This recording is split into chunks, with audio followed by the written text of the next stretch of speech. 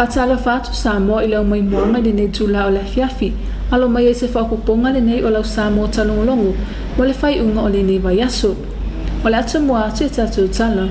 O le aso le asa tawalunga i le whunutanga. A le atoa o Samoa i pe una usui ai i Samoa nei. Awa le wha mausali ina o le suotanga vāvala lata. Ma le malo Amerika Samoa.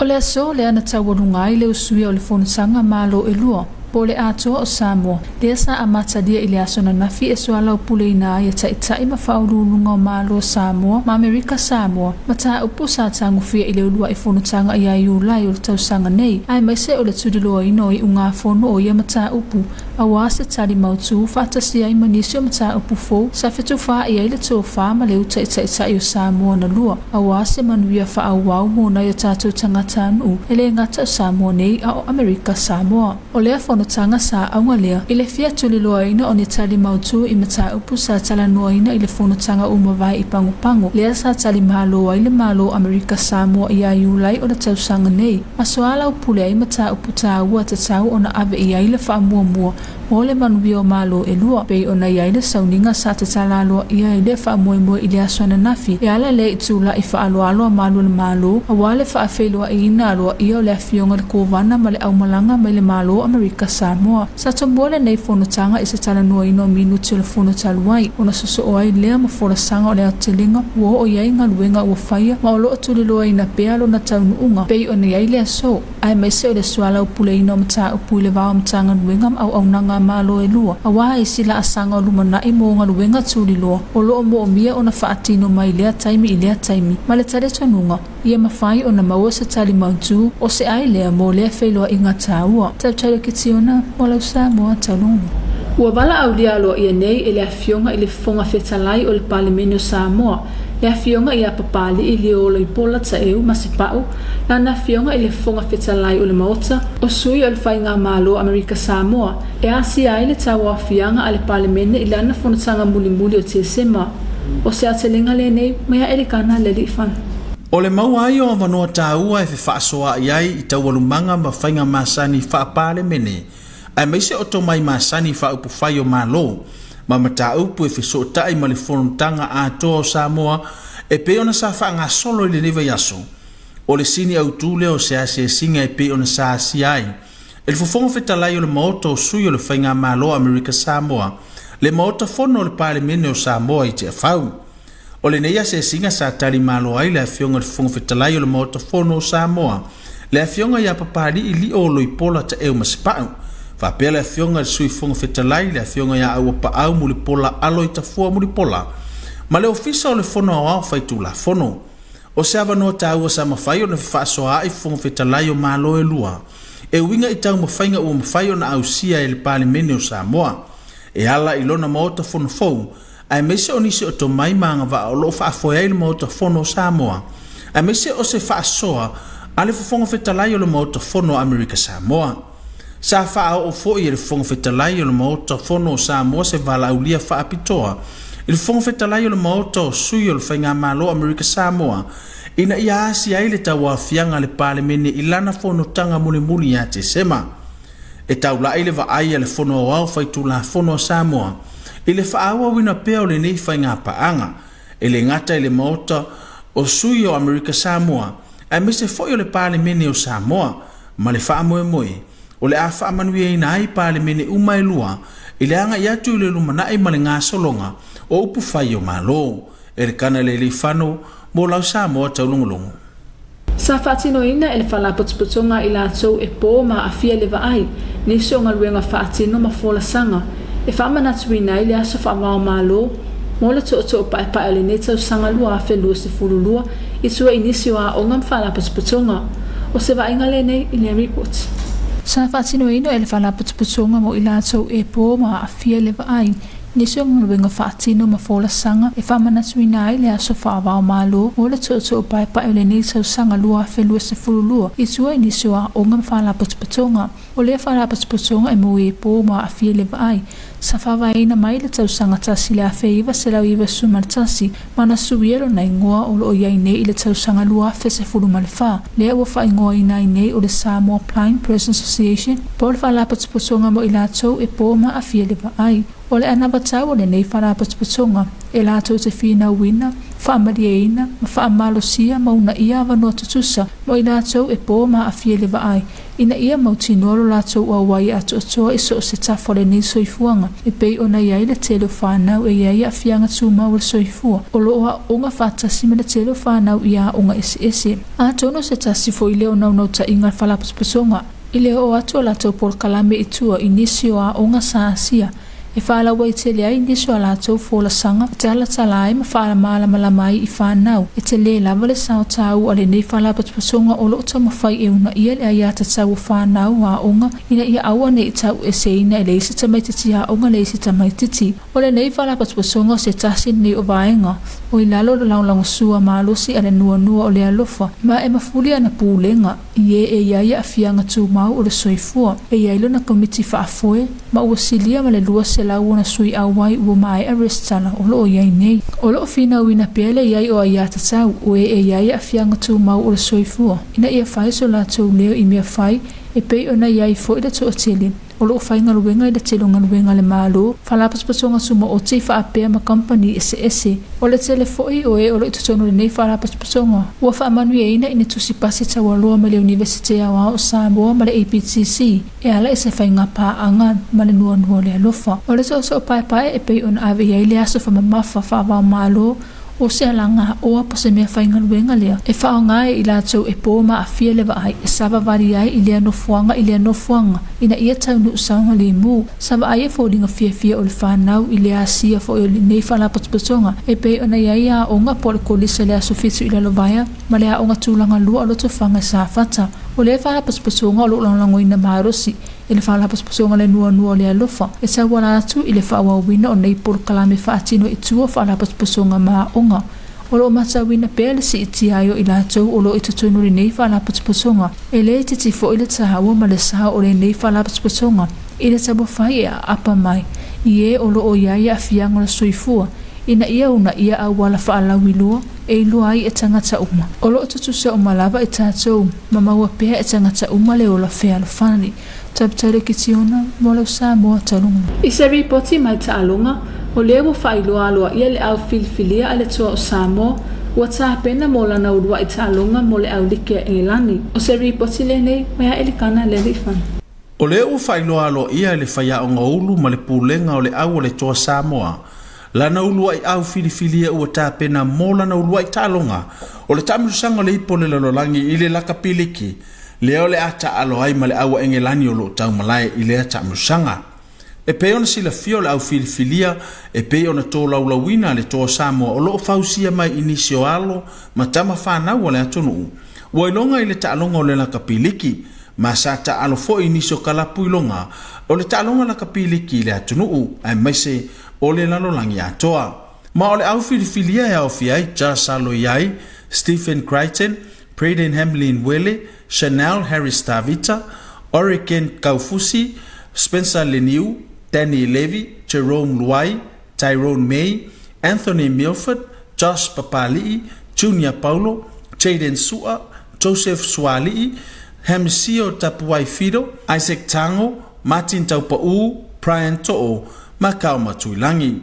E vea foile nei avanoe momole atoia lo faanga, ma whaamanuianga a lau Samoa taulongolongo, a wale alo whaiva o au tama whanau mo le taamurusanga o le ipo le lalolangi i le taalonga la kapiliki. Ele kana le li whano mo lau Samoa taulongolongo. Ma ole a whaesina tātou malolonga pupu o na tueta liu mai lea mo ngangana whapretania. Your TV2 News will be right back after this short commercial break.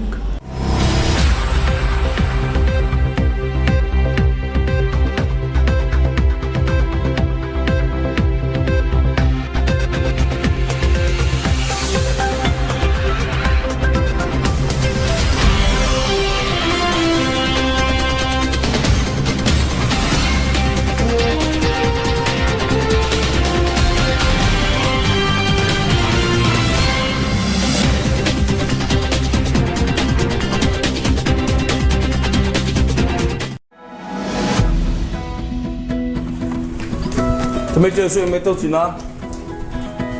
Te nei vai tai mi o tele swing o tau. E ono tula I mai ni fala lave matu ya. E a fai nai le ola, man saunga le mu o tatou ai. O nisi nei o vai, e ta tau o na tā pena iai. E mō mia ni ato mā losi mana na tā. A wātai mi tātou te tu ua whafose ia ele whale. I sa ili no whaanga saunga le mu. Awa ni ngalo na tā pena. Ni mea whainga wenga mō le soswani mō mua. O ni whala au mō oemaro a inga. O vaita mawha, mani me aitu apa, moni na yasu. Ange ngalo kala apa. Awange ngalo kala apa, whafutaisan. Se mōri wila, mani maa whaleo leo. Se leiti o e whaongai maa wila. Mani lapa lapa whaleo leo. Ia e tā pena I ni pepa tā ua, e peo tu se whalau, ma pepa whanau. Whaasoa I whanau au wala saunga le mu. E ui e taimi o whalai blave mātu ia, e olu tuku whafose. Ia mauti noa ua mala malamalo a inga I mea olo I aino whaonga saunga le mu.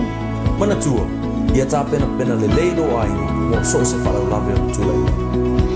Sa oli, sa pena, poi, yeah!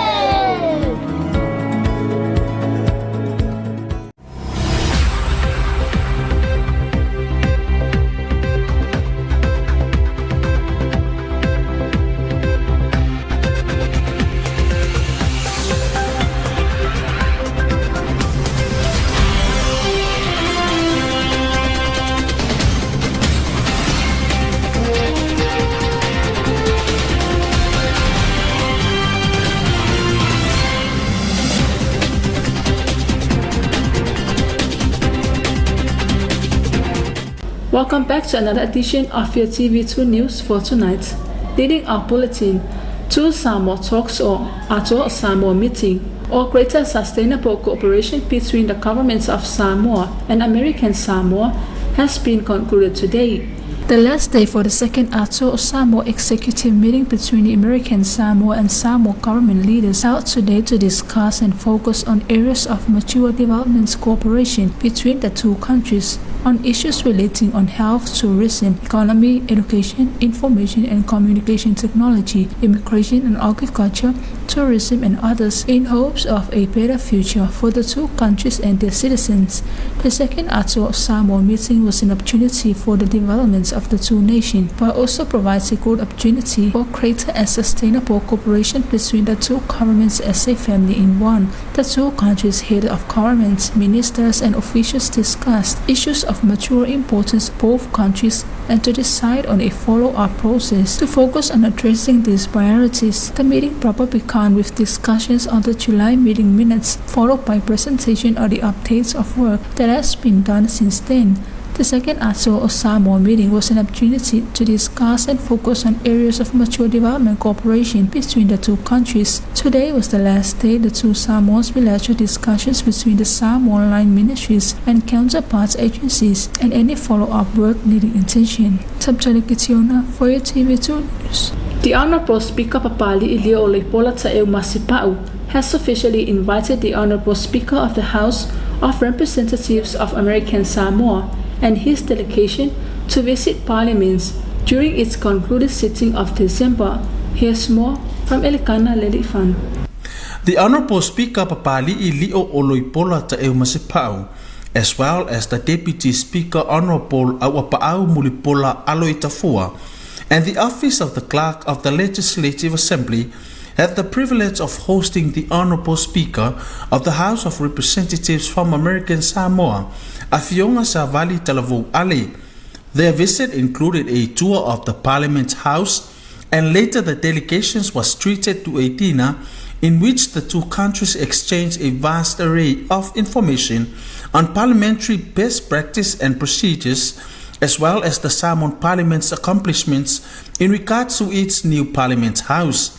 The Speaker of the House also extended an official invitation to the Speaker of the House of Representatives from American Samoa and his delegation to visit Parliament during its concluding sitting of December.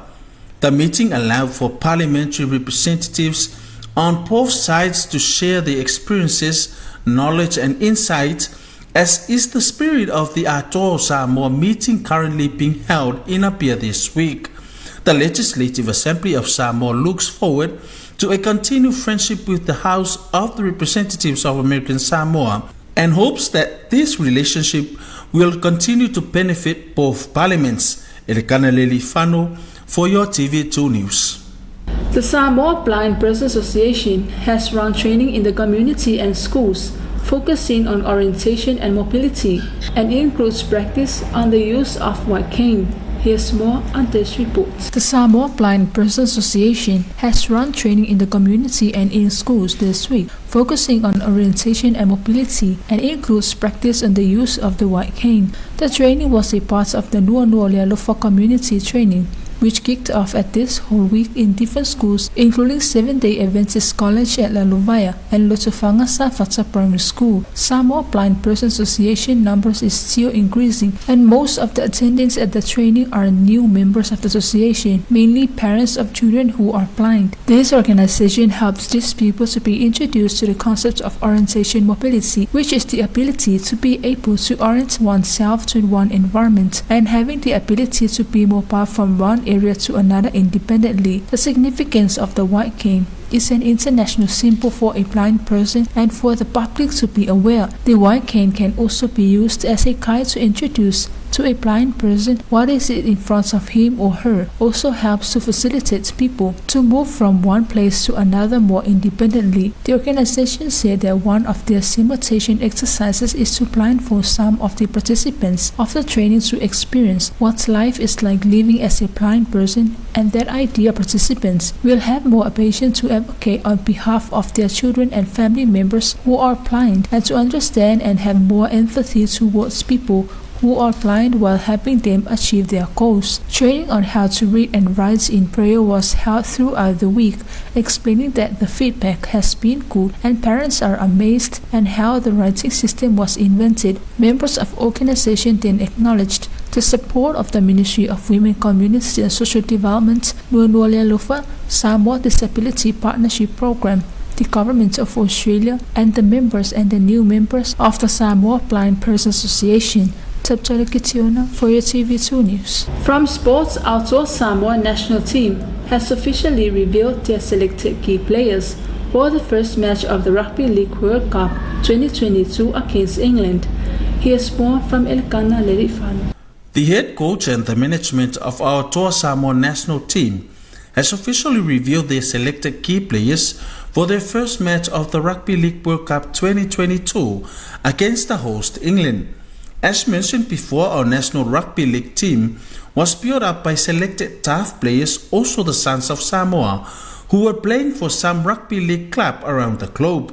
The selected teams against England include Josh Aloiai, Stephen Crichton, Braden Hamlin-Wele, Chanel Harris-Tavita, Origen Kaufusi, Spencer Leniu, Danny Levy, Jerome Luai, Tyrone May, Anthony Milford, Josh Papali'i, Junior Paulo, Jaden Sua, Joseph Swali'i, Hamisio Tapuaifido, Isaac Tango, Martin Taupa'u, Brian To'o, Makalma Tuilangi. Our TV2 News would also like to wish our Toa Samoa all the best for the Rugby League World Cup 2022 tournament.